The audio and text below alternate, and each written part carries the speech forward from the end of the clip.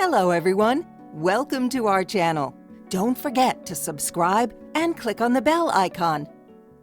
In this video, we'll show you how to easily email groups of people in Gmail. Creating a Gmail group allows you to send emails to multiple people without adding each account individually. Learning this trick will save you lots of time and effort. So, without further ado, let's dive in. Sign in at Gmail. Click the Google Apps icon and then on the Contacts icon.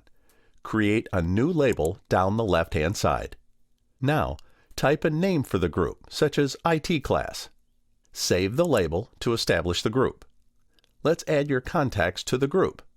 Click on the Contacts option and go through your list, tagging the label to each contact you want to be in that group. Return to Gmail and click the Compose button. Enter the name of the group in the To field. All members of that label should appear. Finish your email and click Send to send the bulk email. Thanks for watching. If you enjoyed this video, please make sure to give it a thumbs up and subscribe to our channel.